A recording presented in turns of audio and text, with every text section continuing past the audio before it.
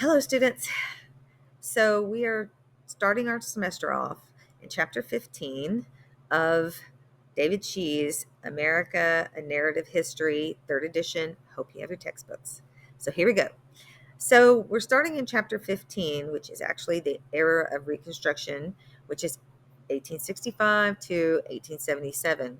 Yes, this was covered in 1301 at the end of the semester, but it's a good bridge when you start 1302 that we start with Reconstruction again.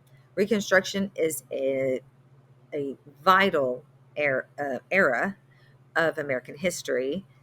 It sets the tone for the end of the 19th century and well into the 20th century. It would have been a very different Reconstruction had Lincoln not been assassinated by John Wilkes Booth. But sadly, Andrew Johnson became the president, and he was much more vindictive about how he handled Reconstruction. It would have been completely different, we know, because Lincoln wanted to handle it more peacefully and forgiving situation versus Andrew Johnson. So we're going to go right into it. There will be videos by David Shee, who is the author of the textbook. His videos are only a minute and a half. No, yeah, a minute and a half to 2 minutes. They're not very long. He gives you a concise summary of what to expect in the chapter. So please watch those. It gives you a good broad introduction to the chapter.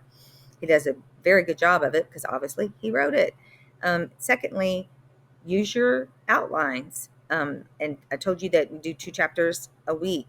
You've got to be sufficient and efficient the way you cover it.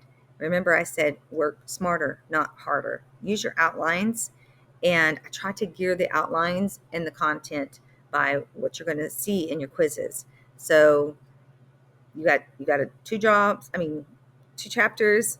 So take my advice and let's do this. Okay. So see you soon in the next video, and watch David Shee. He's coming up next. All right.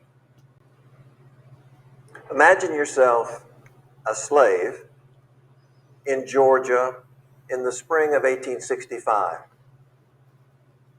Suddenly, you get up one morning and you hear a commotion down the road, and it's a platoon of Union soldiers who are marching toward your plantation.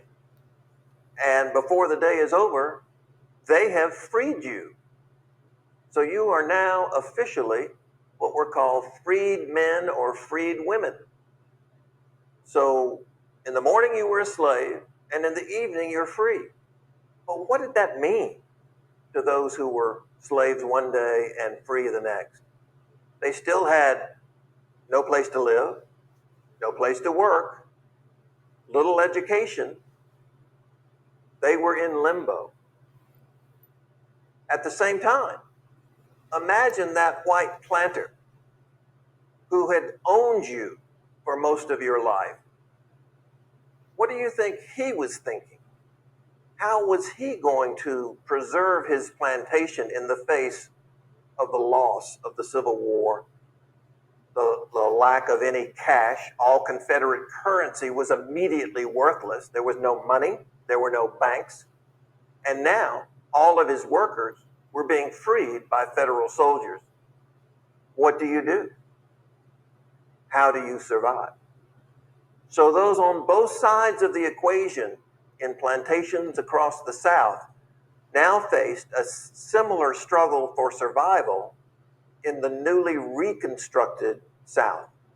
How they adapted to that transition would determine not only the trajectory of their lives, but also would determine the development of the post-war South, the former Confederacy.